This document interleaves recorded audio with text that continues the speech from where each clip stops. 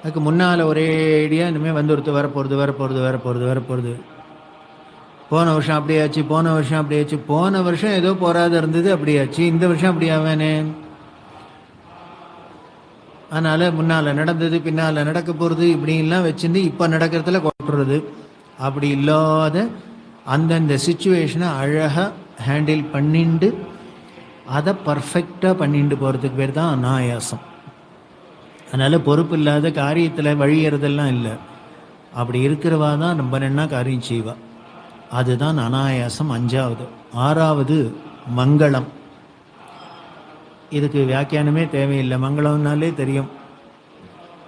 அந்த அனாயாசத்துக்கும் மங்களத்துக்கும் ஒரு வித்தியாசம் என்ன அப்படின்னா, அனாயாசம்னா லைட்டாக எடுத்துக்கிறது இருக்கிறது.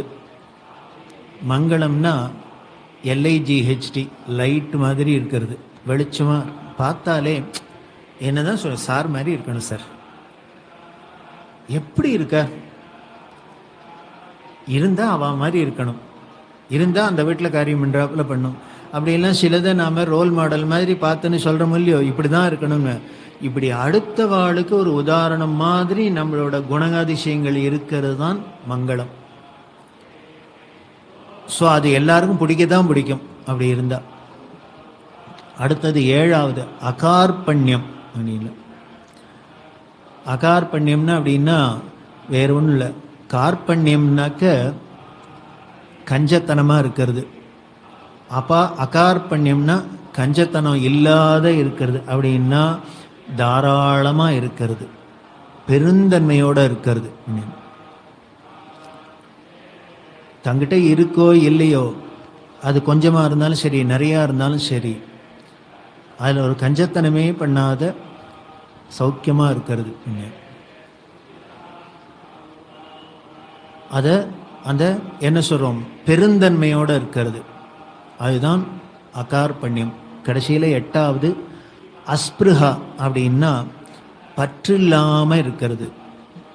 இங்கே பற்று இல்லாமல் இருக்கிறதுனா உடனே சன்னியாசின்னு அர்த்தம் இல்லை.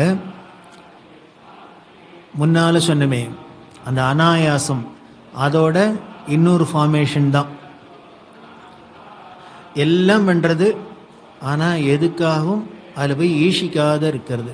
தாமரை இலை தண்ணி மாதிரி, தண்ணியிலே தான் பிறக்கிறது, தண்ணியிலே தான் வளருது, தண்ணியிலே தான் இருக்குது. ஆனால் சொட்டு தண்ணி அது மேலே ஓட்ட மாட்டேங்கிறது. அது எப்படி ஆச்சரியமாக இருக்குது. அதை மாதிரி இந்த சம்சாரத்திலேயே தான் உழல்வோம். எல்லாம் கல்யாணம் ஆகும், குழந்தைகள் பிறக்கும், ஆஃபீஸுக்கு போவோம், எல்லாம் இருக்கும்.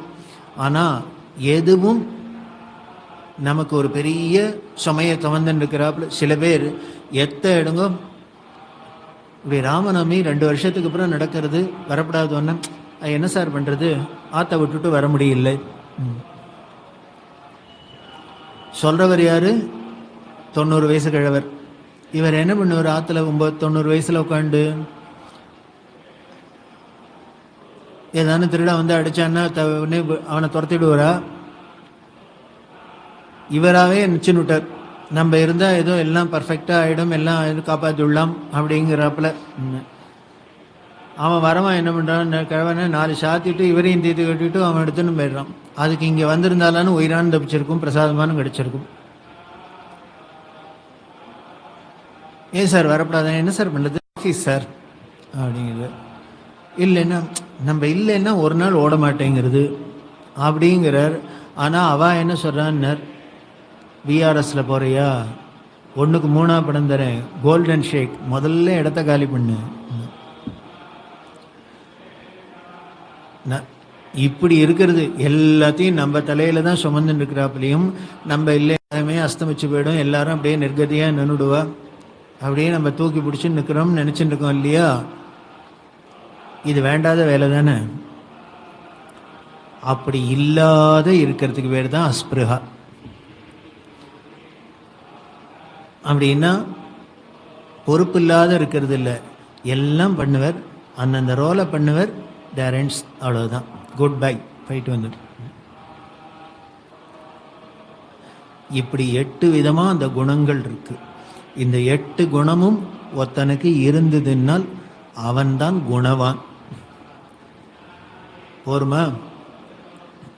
குணவான்னு அவர் ஒரே கேள்வியில் கேட்டார், இப்படி குணம் உள்ளவன் எவனான் இருக்கானா அப்படின்னா, இந்த 8 குணத்தையும் பார்க்கணும். 8 குணமும் அவளுக்கு இருக்கா அப்படின்னா இருக்கே. இருந்ததுனால தானே நாரதர் இருக்காம்பா, அப்படி ஒருத்தன் இருக்காம்பா, குணவான் ஒருத்தன் இருக்கான் அப்படின்னு சொல்றார் இல்லையா. அது எப்படி இல்லாமல் சொன்னார் அப்படின்னார்.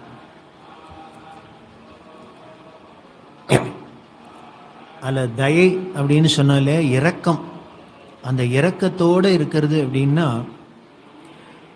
அது கூட பிறந்தவாளாக இருக்கட்டும், உறவினர்களாக இருக்கட்டும், கணவனாக இருக்கட்டும், மனைவியாக இருக்கட்டும், குழந்தைகளாக இருக்கட்டும், எதிரியாக இருக்கட்டும், யாராக இருந்தாலும் எந்த ஒரு ஆபத்தில் இருந்தாலும் உடனே உதவி பண்ணுறது அப்படிங்கிறது தானே. நல்லவா கெட்டவான்னு கூட பார்க்கறது இல்லை. நாமளாக இருந்தால் அவன் அயோக்கியம் சார், அவனுக்கு தண்ணி கூட கொடுக்கக்கூடாது, உதவப்படாது அப்படிங்கிறோம். ஆனால் இந்த குணவான் எப்படி இருப்பார், அயோக்கியனாக இருந்தாலும் பண்ணுவிருப்பா. ஏன்னர் இவரால் அடுத்தவா கஷ்டப்படுறத சிரமப்படுறத பொறுத்துக்க முடியாது. அவ்வளோதான். அப்படி ஒரு குணவானாதான் ராமன் இருந்தான்ங்கிறதுக்கு என்ன சாட்சி அப்படின்னு. இவர் ஏதோ நல்லவாளுக்கெல்லாம் தான் அனுகிரகம் பண்ணினார், நல்லவாளை தான் காப்பாற்றினார் அப்படின்னு இல்லை, எல்லாத்தையும் பிரியத்தோடு இருந்தார், காப்பாற்றினார்.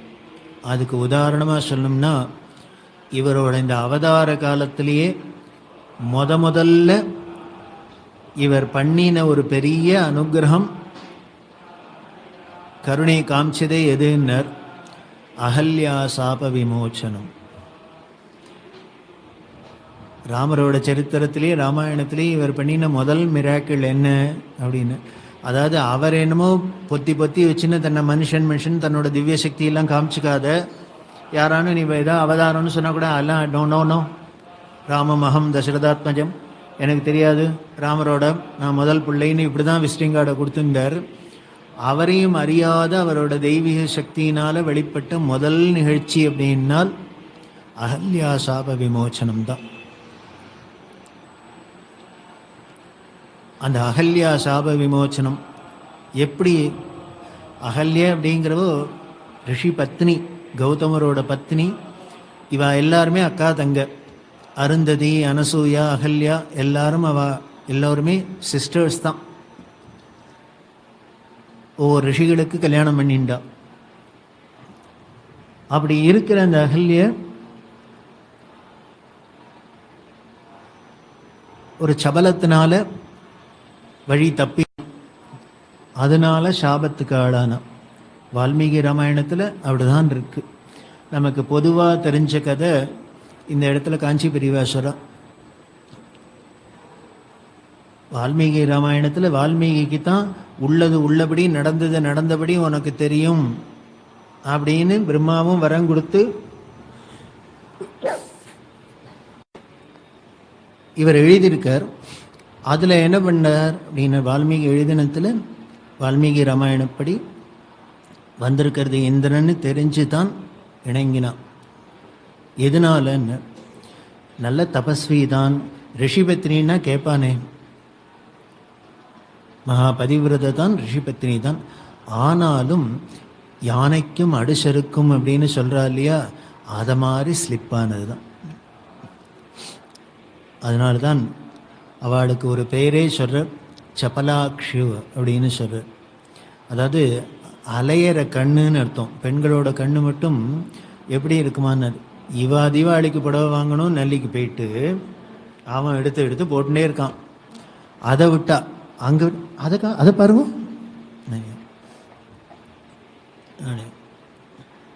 இந்த பக்கம் யாரோ வந்து மாமி எடுக்கிறது, அந்த பக்கம் மேற்கிறது, இதையே பார்த்துட்டு வேறு ஒன்றும் இல்லை. ஏன் இப்படி, நீங்கள் ஏதோ ஷோ கேஸில் பார்த்தேன் அதை வாங்கணும்னு போனேன், நேராக அதை எடுத்து கொடுப்பா, பில்லு என்ன கொடுத்துட்டு வர வேண்டியதானே. இல்லை, இருங்க 2 கடை பார்க்கணுண்ணா,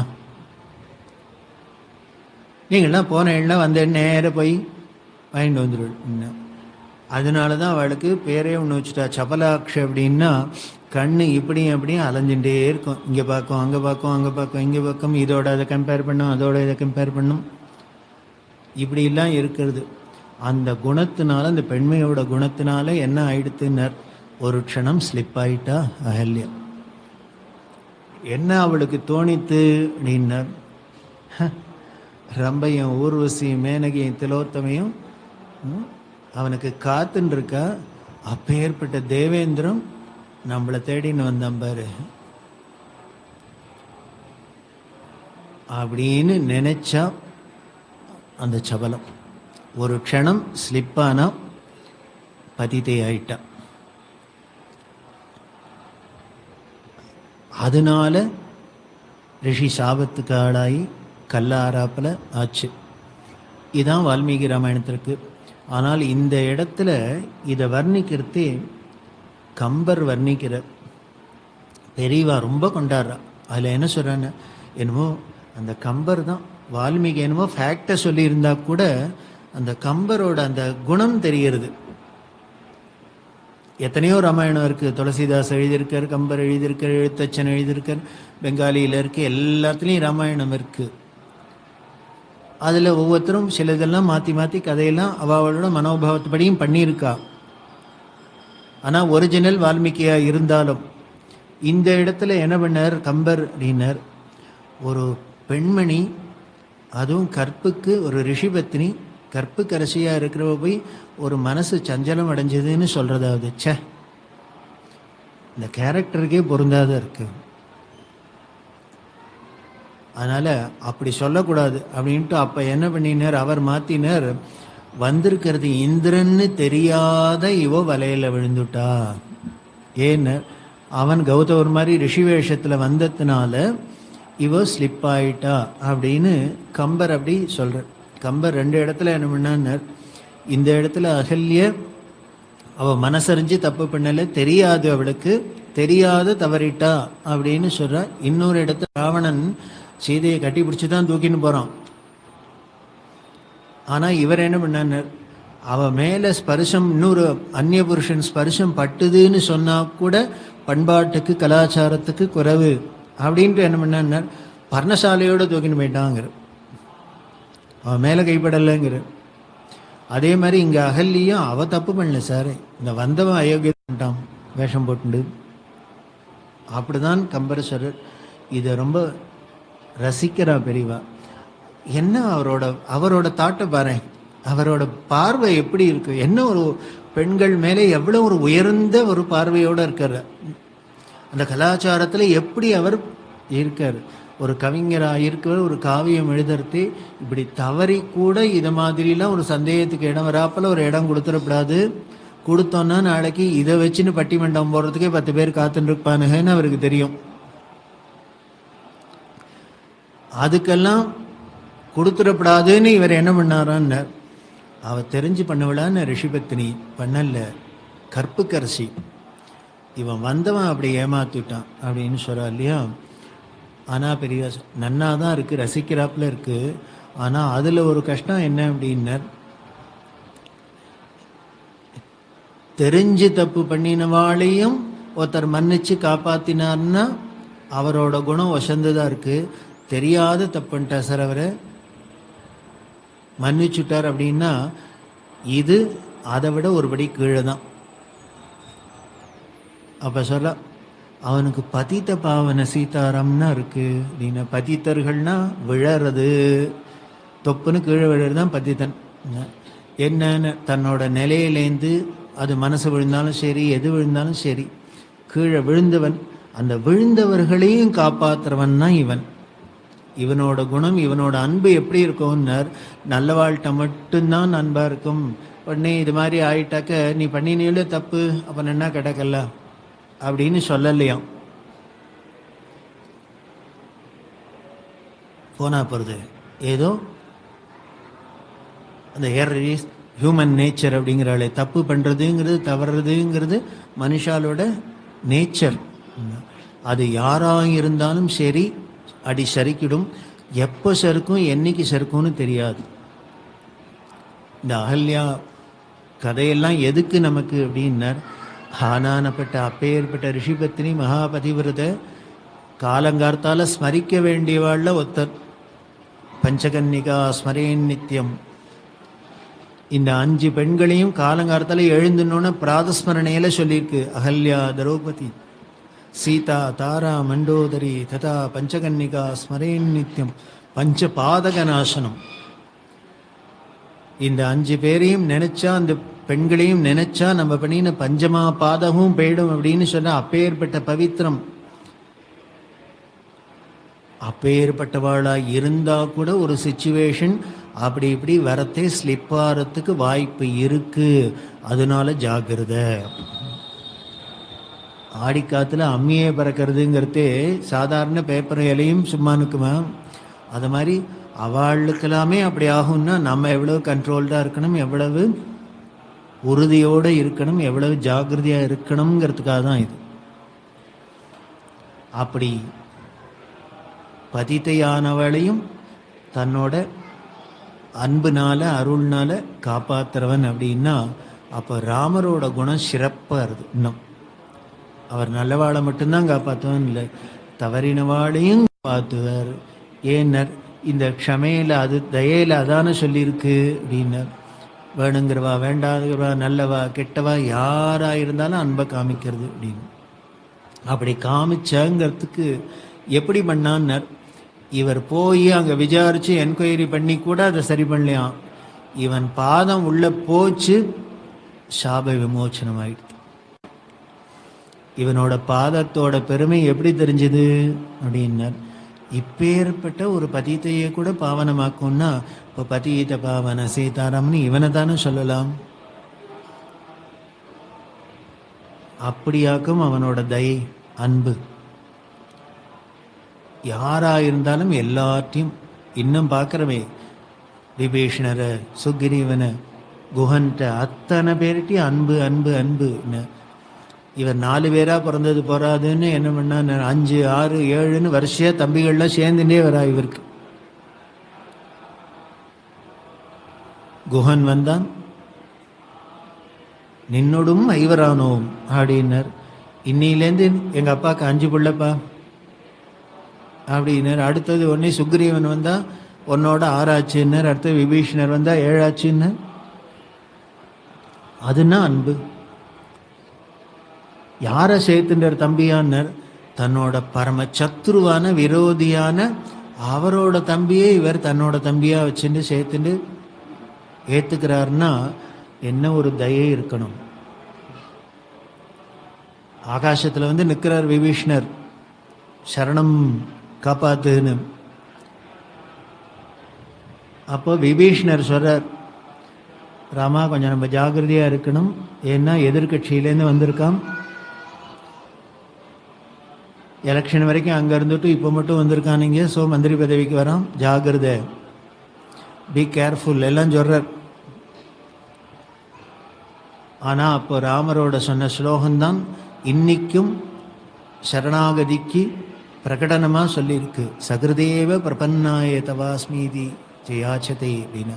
இவர் சகிருதேவ ஒரே ஒரு தரம் நீந்தான் கதின்னு எவனானே என் காலில் வந்து விழுந்துட்டான்னா, சரணம்னு வந்துட்டான்னா அவனை காப்பாத்துறது என்னோட ஜென்ம விரதம் அப்படிங்கிறார். நான் அதுக்கு தாண்டா பிறந்திருக்கேன்.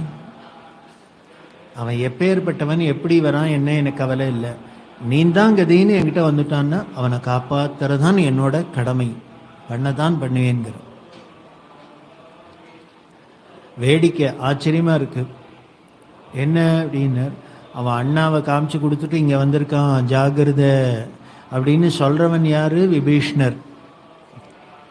ராமர் பார்த்தார், ஒரு பார்வையிலே என்னன்னு, உங்கள்கிட்ட தான் அட்வைஸ் கேட்டுக்கணும்.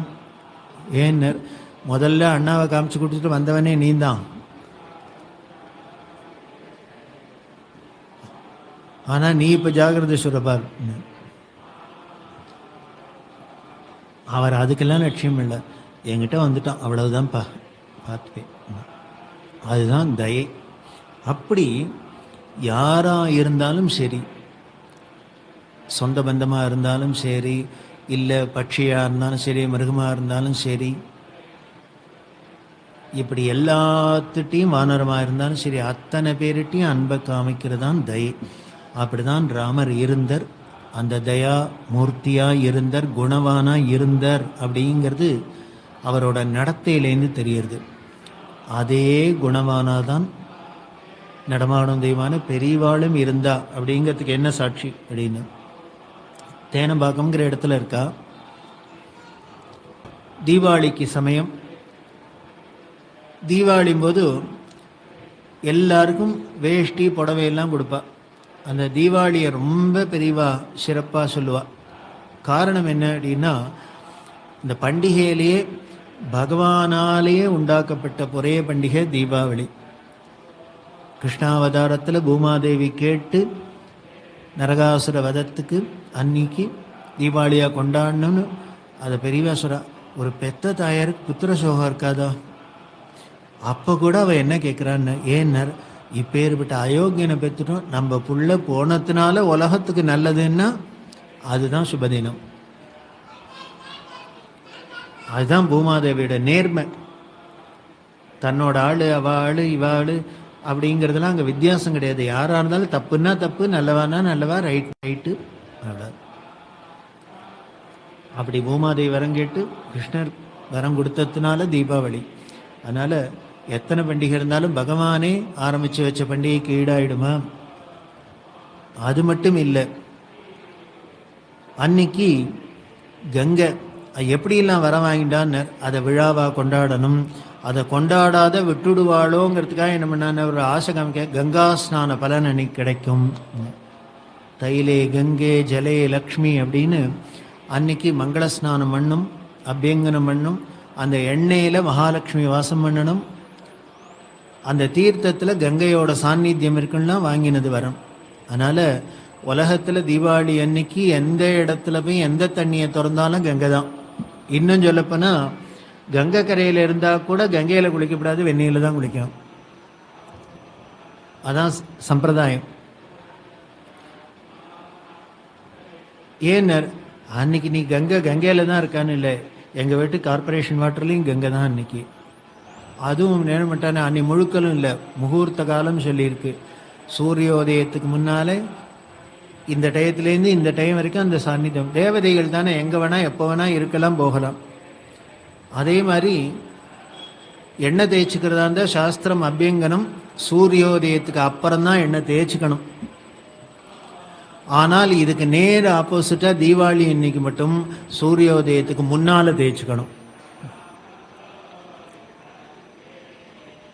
அப்படி தேய்ச்சிண்டா அந்த எண்ணெயில் மகாலட்சுமி வாசம் பண்ணணும். அப்படின்னா மகாலட்சுமி எடுத்து மூஞ்சியில் தடவி தலையில் தடவிட்டோம்னா குபேரனுக்கு எங்கே இருக்கா மகாலட்சுமி? சிரசில்னா வாசம் பண்ணுறா. அப்படின்னா அன்னைக்கு அதனால தான் உடனே நார்த்தெல்லாம் நம்ம லக்ஷ்மி குபேர பூஜை பண்ணுறா. குபேரன் அன்னைக்கு எதுக்கு பூஜை பண்ணுறான்னு, அன்னைக்கு கார்த்தால எண்ணெய் தலையில் வச்சுனதுனால எல்லாருமே குபேரன் தான், குபேர சம்பத் தான். லக்ஷ்மி கடாட்சம் அனுகிரகம் கிடைக்கிறது. இப்படிலாம் பூமாதேவி வரம் வாங்கிட்டாலாம். எங்கே இவா விட்டுற போகிறாளோ தீபாவளியை கொண்டாடுறதுக்கு இதெல்லாம் பண்ணுறான்னா உடனே காலங்காலத்திலே எண்ணெய் இதெல்லாம் வச்சுடும். கங்கா ஸ்நானம் பண்ணுறது அப்படின்னா ஒரு கிழவர் வந்தார். அவர்கிட்ட கேட்டால் ஏதோ பேசியிருந்தே எல்லாம் நினைத்து, நீ கங்கா ஸ்நானம் பண்ணியிருக்கியோ அப்படின்னா, அவர் அதுக்கு தான் கையே வரல, காசிக்கு போகணும்னு சொல்லிட்டே இருக்கேன், போகவே முடியல, இப்போ வேறு வயசாகிடுத்து, எனக்கு அதுதான் கிடைக்கல அப்படின்னு. உடனே அப்படியா நீ கங்கா ஸ்நானம் பண்ணதில்லை அப்படின்னா, இல்லைன்னா தீபாவளி அன்னைக்கு குளிப்பையோ இல்லையோ அப்படின்னா, அது குளிப்பேன் அப்படின்னா, அது பின்ன என்னன்னா கங்கா ஸ்நானம் தான்.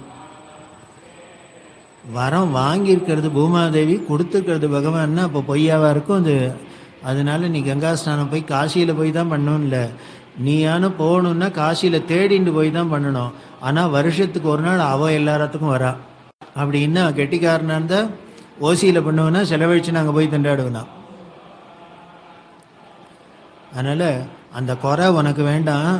தீபாவளி அன்னைக்கு குளிச்சிருக்கே இல்லையோ, அத்தனை கங்கா ஸ்நானம் பண்ணிட்டு கவலைப்படாத போயிட்டு வான்னு. அதுதான் அந்த சாஸ்திர வாக்கியத்தை நம்புறது. சும்மா ஏதோ உபச்சாரத்துக்கு என்ன கங்கா ஸ்நானம் ஆச்சா அப்படின்னு கேட்டதுனால பிரயோஜனம். நிஜமாவே அது கங்கா ஸ்நானம் தான். அந்த கங்கையை ஸ்மரிச்சுண்டு மகாலட்சுமியை ஸ்மரிச்சுண்டு கிருஷ்ணரையும் பூமாதேவியை நினைச்சுண்டு ஸ்நானம் பண்ணுறதே அது பவித்திரமான புண்ணிய ஸ்நானம் தான். அதனால அந்த தீபாவளி அதில் இன்னொன்று என்னென்ன, கணவன் இல்லாத விதவைகள் சன்னியாசிகள்லாம் எண்ணெய் தேய்ச்சிக்க கூடாது, அபியங்கனம் பண்ணக்கூடாதுன்னு தீபாவளி அன்னைக்கு மட்டும் எல்லாரும் பண்ணணும். பெரியவா முதற்கொண்டு காலங்காலத்தால எண்ணெய் தேய்ச்சிப்பா. அன்னைக்கு புதுசு கட்டிக்கணும், இத்தனையும் பண்ணணும். அதனால அந்த தீபாவளியை ரொம்ப குஷியா பெரியவா மத்தாப்பு முதற்கொண்டு கொடுத்தா விடமாட்டா. ஒரு போட்டோவே இருக்கு, பெரியவா கம்பி மத்தாப்பு கொளுத்தின்னு இருக்கிறது. தான் பண்றதோட இல்லை, யாரா இருந்தாலும் பண்ண சொல்லுவா. அது மட்டும் அவசியம் பண்ணியணும். அதுல மட்டும் இன்னொரு என்ன அப்படின்னார், உண்டு கிடையாது, அவா போயிட்டா இவா போயிட்டா, இந்த வித்தியாசமே கிடையாது. எல்லாம் யாரு இருந்தாலும் போனாலும் உண்டு நாள் இல்லைனாலும் அன்னைக்கு கங்கா ஸ்நானம் பண்ணியே ஆகணும். எங்க வாத்தியார் தீட்சிதர் இருந்தார், சிமிழி தீட்சிதர்னு. அவருக்கு அன்னைக்கு சாத்தம் வரும். அவள் அப்பா முன்னால் போயிட்டார், பாட்டி அப்புறம் இருந்தால் இவர் தான் பாட்டிக்கு எல்லாம் பண்ணார். இந்த பாட்டி தீபாவளி அன்னைக்கு போயிட்டா. அதனால் வருஷம் இவருக்கு எண்ணெய் தேய்ச்சிக்க முடியாது. ஏன்னா சாதத்தன்னைக்கு எண்ணெய் தேய்ச்சிக்க கூடாது அப்படிங்கிறதுனால தேவசத்தன்னைக்கு எண்ணெய் தேய்ச்சிக்க மாட்டாளே. அதுவும் இவர் கர்த்தாவாக இருக்கார், தேய்ச்சிக்காதே இருந்தார். ஒரு நாளைக்கு ஏதோ பெரியவாள்கிட்ட பேசினுக்கிறது இது பேச்சு வந்தது, இந்த நீ தீபாவளி அன்னைக்கு எல்லாம் பண்ணிப்பேன். இல்லை அது போயிடுத்து, பாட்டியோட எல்லாம் போயிடுத்துன்னார். அது என்ன பாட்டி தீபாவளியை தூக்கின்னு போனால என்ன, அது என்ன அப்படி அப்படின்னு. இல்லை அன்னைக்கு போயிட்டா நான் தான் காரியம் பண்ண வேண்டியது, அதனால எண்ணெய் தேய்ச்சிக்க முடியல, சாதத்தன்னைக்கு எண்ணெய் தேய்ச்சிக்க கூடாது, அதனால தேய்ச்சினேன். உடனே பெரிய அட அசடே, அதுக்காக நீ பண்ணிக்காத இருக்கியா அப்படின்னா. ஆமாம் அப்படின்னு. ஒன்று தெரிஞ்சுக்கோ, தீபாவளி அன்னைக்கு சாத்தமாக இருந்தால் கூட கார்த்தால எண்ணெய் தேய்ச்சின்னு கங்கா ஸ்நானம் பண்ணணும்னு. ஏன்னு இது மற்றபடி அபியங்கனம்னு எண்ணெய் தேய்ச்சின்னு குளிக்கிறாப்புல இல்லை, இது கங்கா ஸ்நானம். அதனால உங்கள் பாட்டி ரொம்ப புண்ணியம் பண்ணியிருக்கா. எல்லாரும் அவா வீட்டில் சாத்தம்னாக்க வெறுமனை தண்ணியில் குளிச்சுட்டு மடியாக தான் பண்ணுறா. ஆனால் உங்கள் பாட்டிக்கு நீ கங்கா ஸ்நானம் பண்ணிட்டு தவசம் பண்ணுற, அவ்வளவு மடியாக இருக்கு அவளுக்கு, அதனால் பண்ணணும் அப்படின்னு. இதுதான் இந்த தர்ம சூக்ஷ்மம் அப்படிங்கிறவே. இதெல்லாம் எப்போ கிடைக்குன்னு இதே மாதிரி ஞானிகள்கிட்ட போனால் தான் தெரிஞ்சுக்க முடியும். அந்த தீபாவளியை ரொம்ப கொண்டாடுவா. அதனால என்னன்னா எல்லாருக்கும் இல்லாத வாளுக்கெல்லாம் புடவை கொடுக்கறது, வேஷ்டி கொடுக்கறது, வந்தவா எல்லாருக்கும் கொடுப்பா. இப்படி பெரியவா கொடுக்குறாங்கிறதுனாலேயே நிறையா பெரிய மனுஷாலாம் என்ன பண்ணா நிறையா கட்டுக்கட்டாக வேஷ்டி புடவை எல்லாம் வாங்கிட்டு வந்து பெரியவாள்கிட்ட கொடுப்பா. அதை ராமூர்த்தி அப்படின்னு பிரம்மச்சாரி ராமூர்த்தின்னு ஒருத்தர், அவர் இன்சார்ஜில் கொடுத்துருந்தா. இது மாதிரி கட்டுக்கட்டாக வந்துன்னா நீ எடுத்து உள்ளே வச்சுக்கோ, அப்பப்போ யாரானு வரத்தே பெரியவா ஒரு புடவை கொண்டு வா வேஷ்டி கொண்டு வான்னா எல்லாரும் கொடுப்பா. இவர் வாங்கி வச்சிருக்கார். அந்த தேனம்பாக்கத்தில் பீரோ இரவல் கிடையாது, பெரியவா குளிக்கிறதுக்குன்னு ஒரு தொட்டி இருக்கும், அந்த தொட்டிக்குள்ளே வச்சு ஒரு பலகாயை போட்டு மூடி வச்சிருக்க.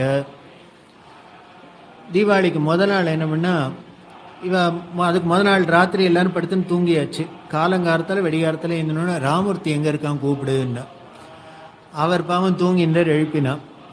வந்தோடனே அந்த வேஷ்டி புடவையெல்லாம் கொடுத்தாலே, அது எங்கே வச்சிருக்க எடுத்துன்னு வா அப்படின்னு. பத்திரமா வச்சிருக்கியா அப்படின்னு. நான் வச்சிருக்கேன், இங்கே தான் வச்சிருக்கேன். எங்கே வச்சுருக்கேன்? தொட்டியில் வச்சிருக்கேன், போய் எடுத்துன்னு வா. இவர் போய் திறந்து பார்த்தா புடவையும் காணும் வேஷ்டியும் காணும் ஒன்றுத்தையும் காணும். இவருக்கு தூக்கி வாரி போட்டுது. ஐயோ இங்கே வச்சது எங்கே திருட்டு போயிடுத்து, காணாம எடுத்து. உடனே இவருக்கு படபடப்பு வந்துடுத்து. அதனால தான் எழுப்பி மெனக்கிட்டு எடுத்துனுவான்னு சொல்லியிருக்கா போல இருக்கு. அங்கே திருட்டு போயின்னு நீ வீட்டுக்கு என்ன சௌக்கியமாக படுத்துன்னு தூங்கின்னுக்கேன்னு.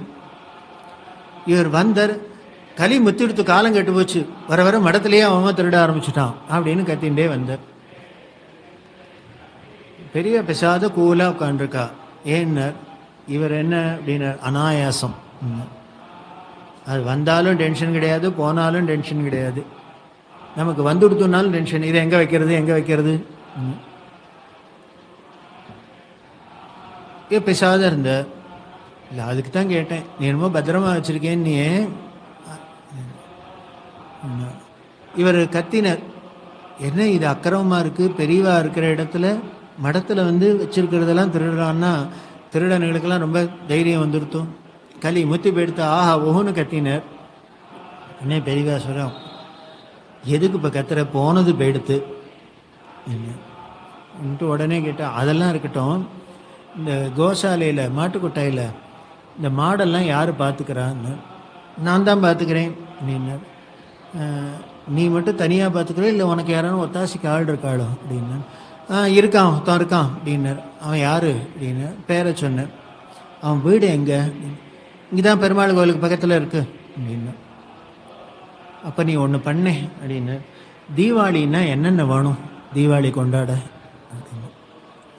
இவர் என்ன சம்மந்தம் இல்லாத பேச்சா இருக்கு, புடவை வேஷ்டி காணுமேன்னு டென்ஷனில் இருந்தால், இவர் சொன்னார் என்ன வேணும், துணிமணியெல்லாம் வேணும், அப்புறம் எண்ணெய் தேய்ச்சிக்கிறதுக்கு சாமான்லாம் வேணும், பட்சணம் வேணும், பட்டாசு வேணும், எல்லாம் வேணும். அப்போ நீ என்ன பண்ணு, இங்கே மடத்துலேருந்து இத்தனை எண்ணெய் சீக்கா இந்த பட்சணம் பட்டாசு எல்லாத்தையும் எடுத்துக்கோ. நீ தனியாக எடுத்துட்டு போக வேண்டாம், இன்னும் 2 பேரை அழைச்சிக்கோ. எல்லாருக்கும் ஆளுக்கு தனியாக எல்லாம் எடுத்துங்கோ, நிறையா எடுத்துட்டு நேராக இந்த மாட்டுக்கொட்டாயில் உனக்கு ஒத்தாசை பண்ணானே அவள் வீட்டுக்கு போ. வீட்டுக்கு போய் இதை எல்லாத்தையும் கொடுத்துட்டு அவன்கிட்ட சொல்லு, வெறும் துணியை மட்டும் வச்சுன்னு தீபாவளி கொண்டாட முடியாது, இந்த சாமான் இல்லாமல் எடுத்துக்கோன்னு சொல்லி கொடுத்துட்டு வான்னு. இது சொன்னோடனே இவருக்கு தூக்கி அறிப்பட்டுதா, அடப்பாவி இவன் தான் கை வச்சிருக்கானா. இவர் என்ன எள்ளூருண்டியா குதிச்சார். இப்பவே போய் அவனை இழுத்துன்னு வரேன், வச்சுக்கிறேன்.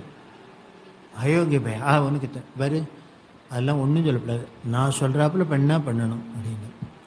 இவருக்கு கோவம் வந்துடுத்தோம். அவன் திருடி இருக்கான்னு தெரியறது, இன்னைக்கு மேற்கொண்டு எல்லாம் வேற கொடுன்னா.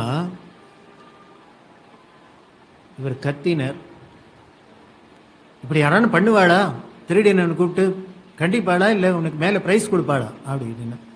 நீ கொடுத்து பாரு என்ன இருக்குதுன்னு, நான் சொல்றது செய்ய அப்படின்னு. உடனே இவர் மூஞ்சியை தூக்கிட்டு எல்லா சாமானையும் எடுத்துன்னு போகிறார். போனால் அவன் காலங்காலத்தில் என்ன ஏந்திருக்கல, கதவை தட்டினார். கதவை இவரை பார்த்தோன்னா அவனுக்கு திடீர்னு பயம், சாமி எங்கே வந்தேன். இவர் உடனே 1 மணி 2-3 பேரை வேற அழிச்சுன்னு போயிருக்காரு. எல்லாரும் கோச்சிட்டு பெரியவா மேலே இருக்கிற கோவம் திடீர்னு அவனை தண்டா உள்ளே போனால் எல்லாத்தையும் கொண்டு கூடத்தில் வச்சுட்டோம். வெறும் துணியை வச்சுன்னு கொண்டாட முடியாதான், சாமியார் கொடுக்க சொன்னார், எல்லாத்தையும் வச்சுக்கோ அப்படின்னு வச்சா திடீர்னு வந்துட்டா. அவன் பயந்து போயிட்டான், ஏதோ நம்ம கண்டுபிடிச்சிட்டாளாக்கும், இனிமேல் என்கொயரிக்கு போலீஸ் கழிச்சுன்னு போகிறான்னா, இவன் எல்லா சாமானையும் வச்சுட்டு நன்னா கொண்டாடுன்னு வேற சொல்லிட்டு போகிறார். அவனுக்கு என்ன பண்ணுறதுன்னு தெரியல. நேராக ஓடி வந்தான், பெரியவாள்கிட்ட நமஸ்காரம் பண்ணால் அழுதான். இப்பேற்பட்ட கருணாமூர்த்தி, அவளுக்கு நான் ஒரு தப்பு நினச்சிட்டேன், அங்கே வச்சிருந்து எடுத்துட்டேன், இனிமேல் ஆயுசுக்கும் திருட மாட்டேன்னு கொடுத்த சாமான்லாம் எல்லாத்தையும் துணியோடு கொண்டு வச்சான். இதை பார்த்த ராமூர்த்தி எல்லாருக்கும், ஓ துணி மூட்டை எடுக்கிறதுக்கு இப்படி ஒரு ட்ரிக் இருக்குது போல இருக்கு, கெட்டிக்காரர் தான் சங்கராச்சாரியார். நாமளாக இருந்தால் என்ன பண்ணுவோம், மரியாதையாக கொண்டு தரப்போறியா, போலீஸ்க்கு ஃபோன் பண்ணிட்டு வேணா அவன் முடிஞ்சா பாருமோ, வம்பு தான் வரும். இந்த தப்பு பண்ணினவாளுக்கு மட்டும் என்னென்ன தப்பை சுட்டி காமிச்சோன்னா கோபம் வரும், அது ரோசமாக வரும், துவேஷமாக வரும். ஆனால் இவர் என்ன பண்ணார், வேறு தினசா ட்ரீட்மெண்ட்டு. அவனுக்கு என்ன பண்ணேன்னு தெரில, வருத்தப்பட்டான், எல்லாத்தையும் கொண்டு வந்தான். இப்பேற்பட்டவாளுக்கு நான் தப்பு நினச்சிட்டேன், மன்னிச்சுக்கணும், எல்லாத்தையும் வைக்கிறேன், திருப்பி வச்சிட்றேன்னா.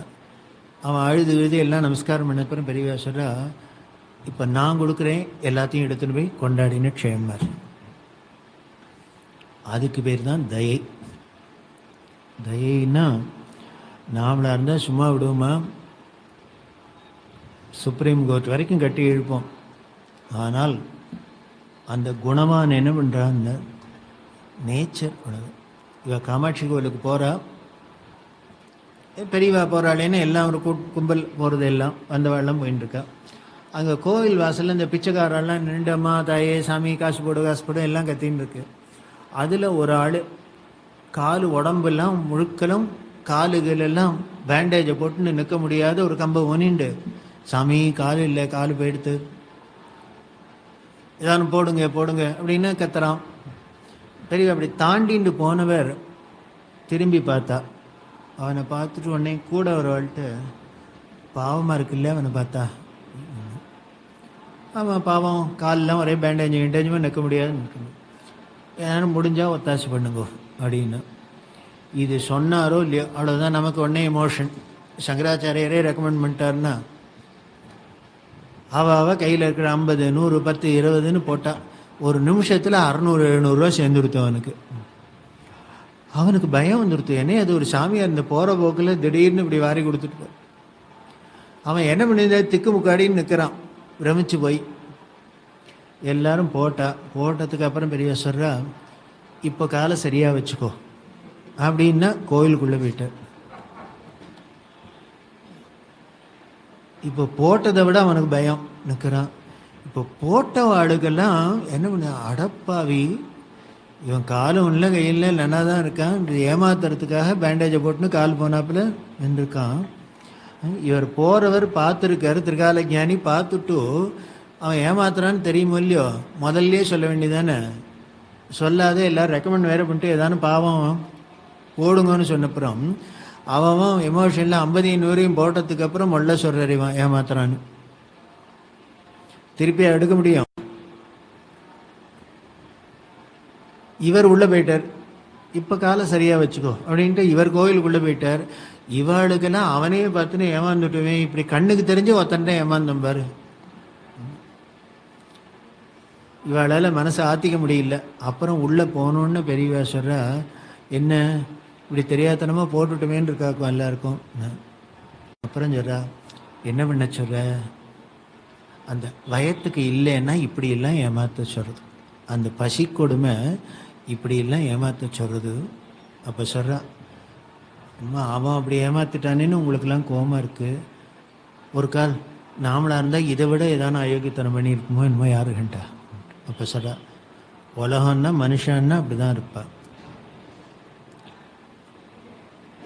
அப்போ என்ன பண்ணுவார், அவள்கிட்டையும் அன்பை காமிக்கணும். நல்ல வாழ்கிட்ட அன்பு காமிக்கிறது எல்லாரும் தான் காமிப்பா. நல்லவனாக இல்லாத வாழ்க்கையும் அன்பு காமிக்கிறது தான் அன்பு, அதுதான் தை. அப்படி இருக்கிறவன் தான் குணவான். சொல்லுவாரே கிருபானந்த வாரியார் சொல்லுவார், இனிமேல் அவரை போலையும் செங்காலிவர் அனந்தராம தீட்சரை போலையும் யாரானும் உதாரணம் சொல்லி கதை சொல்ல முடியுமோ? கிருபானந்த வாரியார் ஒரு கதையில் சொல்கிறார், ஒரு முருகபக்தர் பெரிய பணக்காரர் பழனியில் இருக்கார். பழனி முருகன்ட்ட ரொம்ப அவருக்கு பற்றி. தினம் மலையில் போய் சுவாமியை தரிசனம் பண்ணிட்டு வருவார். போகிறதே சும்மா போக மாட்டார். இந்த படி முழுக்களும் பிச்சைக்காரெல்லாம் உட்காந்துருக்கா இல்லையா, அதனால் 1 ரூபா காயினா மாற்றி எடுத்துன்னு போவார். ஒரு படியிலையும் ஒருத்தருக்காக போட்டுட்டே வர்றார் 1 ரூபாயை. அதில் முதல் படியில் ஒருத்தனுக்கு போட்டார். ஒரு 5-6 படி போனோன்னு அங்கே போடலான்னு பார்த்தா என்னமோ பார்த்த மூஞ்சியாக இருக்கே அப்படின்னா அந்த முதல் படியில் வாங்கிட்டோம். இவர் 4 படி தாண்டறதுக்குள்ளே அவன் முன்னால் போய் அங்கே உட்காந்துட்டான். பார்த்தார், சரி போனால் போகிறது பாவம் அப்படின்ட்டு போட்டார். அதுக்கப்புறம் 5-6 படி தாண்டினா திருப்பி அவனே வந்து உட்காந்துருக்கான். இப்படி இவர் மேலே ஏறுறதுக்குள்ளே இவன் 4-5 தரம் இவர் தாண்டறதுக்குள்ளே மேலே மேலே போய் அவன் உட்காந்துட்டு இருக்கான். இவர் 2-3 தரம் பார்த்தார், கோவம் வந்துடுத்து. இப்போ 4ஆம் தரம் கோச்சுட்டார். ஏய் நானும் பார்க்குறேன், அப்பையிலேருந்து கொண்டு வந்து அத்தனையும் உனக்கேவா கொடுப்பா? சரி ஏதோ 1 தரம் சொன்னா 2 தரம் பண்ணேன்னா திருப்பி திருப்பி நீனே வந்து கேட்டுட்டே இருக்க, மற்றவாளுக்கெல்லாம் கொடுக்க வேண்டாம் அப்படி இப்படின்னு கத்தினர். கத்தினோன்னு அவன் சொன்னா, சாமி கோச்சுக்காத சாமி அப்படின்ட்டு. இப்போ நான் உங்ககிட்ட 4 தரம் தான் கேட்டிருக்கேன், திரும்ப திரும்ப வந்து அந்த 4 தரம் கேட்டதுக்கே உனக்கு இந்த கோபம் வருது என்ன பார்த்தா அப்படின்னு. பின்ன என்னையா கேட்டவனே கேட்டுருந்தாக்கா கோபம் வராதா அப்படின்னாரு. இல்லை எதுக்காக சொல்கிறேன்னா, நான் உங்ககிட்ட 4 தரம் ஒரு நாளைக்கு கேட்டதுக்கே உனக்கு இவ்வளோ கோபம் வருதே, ஆனால் நீ தினம் வந்து அந்த முருகன்ட்ட இத்தை கொடு அத்தை கொடு அத்தை கொடு இத்தை கொடுன்னு தினம் கேட்குறியே, உன் மூஞ்சியை பார்த்தா அந்த பழனி முருகனுக்கு எவ்வளோ கோபம் வரணும். இவர் பயந்து போயிட்டார். அது என்ன பண்ண, தடார்னு காலில் விழுந்தாராம், நீ பிச்சைக்காரன் இல்லைப்பா அவன் தான் அப்படின்னு. அப்போ சொன்னாரா, இன்னுமே அவர்கிட்ட வந்தாக்க இதை கொடு அதை கொடுன்னு கேட்க மாட்டேன். இது கிருபானந்த வாரியாரோட உதாரணம். நமக்கு என்ன பண்ணுறோம், அடுத்தவ யாரான்னு நம்மள்ட்ட வந்து திருப்பி திருப்பி கேட்டுருந்தாக்க ஏதானும் கேட்டால் உதவி உதவி அத்தை கொடு இத்தை கொடுன்னு கேட்டால் நமக்கு எரிச்ச வருது, கோபம் வருது. ஆனால் நம்ம மட்டும் என்ன பண்ணுறோம்னு ஆஃபீஸில் போனால் வருஷம் அப்ரைசலில் பணம் வருமா, இன்க்ரிமெண்ட்டு வருமா, அவள் அதை கொடுப்பாளா, இவ அதை கொடுப்பாளா. கோவிலுக்கு வந்த சுவாமிக்கு பெரிய லிஸ்ட்டு தான். இதை கொடு, அதை இது வேணும் அது வேணும் இத்தனை கேட்குறமே. அப்போ அவர் யாரையான்னு பார்த்து அழுத்து போகிறா. வேறு வேலை இல்லையா, தலைவேதனை வந்தாலே பெரிய லிஸ்ட்டை தூக்கின்னு வந்துடுறான் அப்படின்னு பெருமாள் அந்த திரும்பிக்கிறார். ஏன்னு அதுதான் தய, அதுதான் அன்பு, அதுதான் குணவான். அதனால் எதுக்கும் அவர் வருத்தப்படுறது இல்லை. ஏன்னா மனுஷான்னா அப்படி தான் பார்ப்பார், நேச்சர் அப்படி தான் இருக்கும், இயற்கை அப்படின்னு அதை மன்னிக்கிறது, அதை அக்செப்ட் பண்ணிக்கிறது. பெரியவாளோட தம்பி இருந்தார் சிவன் சார்னு, பெரிய ஞானி. அவருக்கு சிஷ்யாலாம் உண்டு. அதில் ஒரு பையன் சிஷ்யன். அவர் சாருக்கிட்டே இருந்து எல்லாம் பண்ணார். அப்புறம் அவர் ஊருக்கு போகிறார். அப்போ கேட்டார், சார் இத்தனை நாள் உங்கள்கிட்ட இருந்திருக்குமே, யாரானு உங்கள் குரு என்ன சொல்லி கொடுத்தாருன்னு கேட்டால் என்ன சார் சொல்கிறது அப்படின்னு. ஏன்னா சிவன் சார் என்ன பண்ணான்னு இந்த உபதேசம் பண்ணுறது பேசவே மாட்டார். அவர் பாட்டுக்கு பிசாத உட்காந்துப்பார், வரவாளும் பிசாத உட்காந்துக்கலாம், அவ்வளோதான்.